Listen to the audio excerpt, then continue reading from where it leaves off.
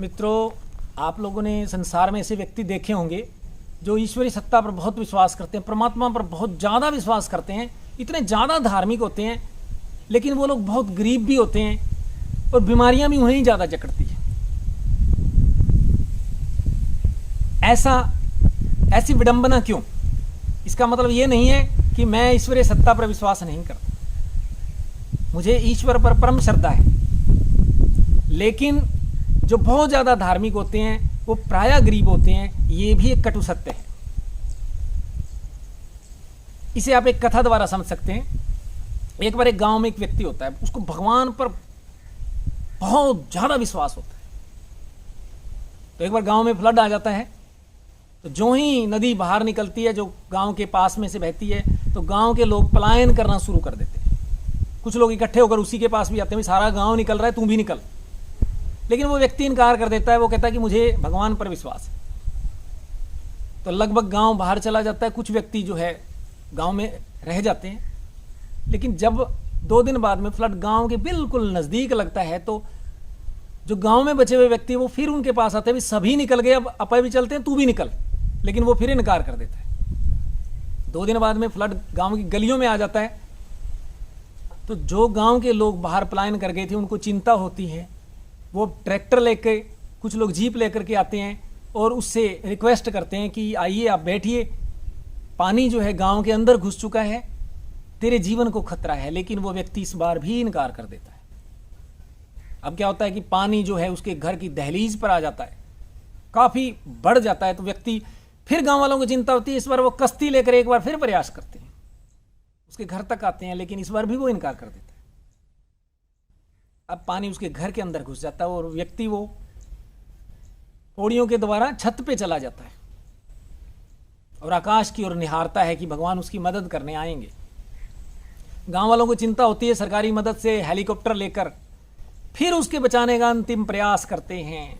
रस्सी लटका दी जाती है और उसे आग्रह किया जाता है कि इस रस्सी को पकड़ लीजिए और आपको रेस्क्यू कर दिया जाएगा। लेकिन इस बार फिर वो इनकार कर देता है कि मुझे भगवान पर पूर्ण विश्वास है, मुझे भगवान बचाएगा, मेरा कुछ नहीं बिगड़ने वाला, आप मेरी चिंता मत कीजिए और आप लोग जाइए।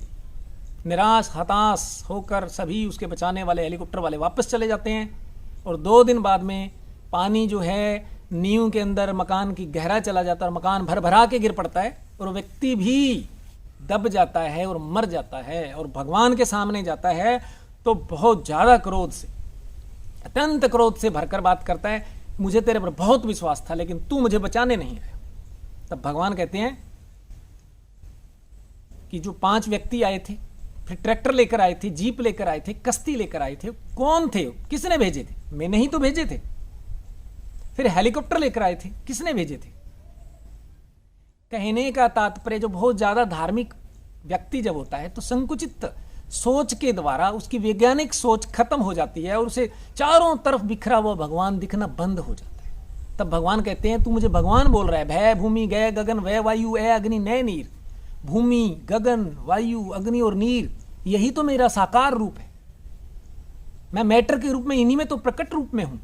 जिस भूमि पर तू तेरा घर बनाया हुआ था, जो वायु निरंतर तेरे को जीवन प्रदान कर रही थी, जो जल तेरे निरंतर खून बन के तेरी रगों में दौड़ रहा था, जिस अग्नि से तेरे को पोषण मिल रहा था भोजन के रूप में, और जिस आकाश में तेरा ग्रह नक्षत्र सारा कुछ लटका हुआ है, वो मेरा ही तो रूप है।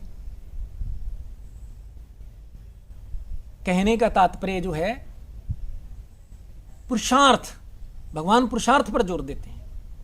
फिर भगवान उसी व्यक्ति को कहते हैं कि मैं तेरे को एक संकेतिक बात से समझाता हूं कि मैं जैसे पक्षी बनाता हूं, चिड़िया बनाता हूं, तो चिड़िया को मैं फुल फ्लैज उसकी पंख चोंच वगैरह बना के उसको भेज देता हूं।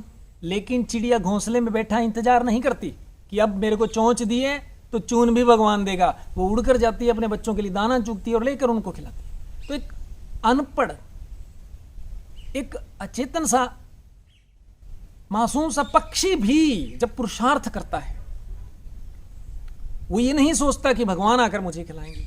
तो मनुष्य के अंदर तो चैतन्यता प्रदान की है।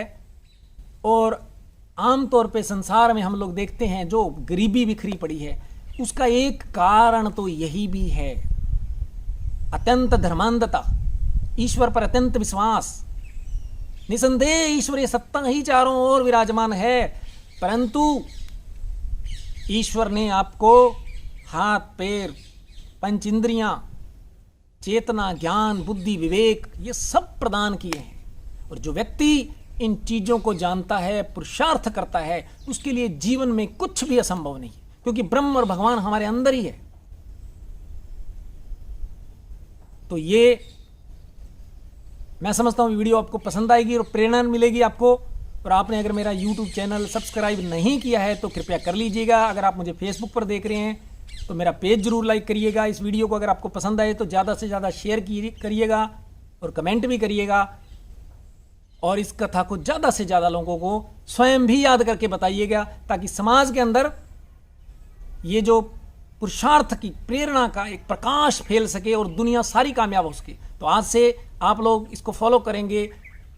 All the best. जय हिंद, जय भारत।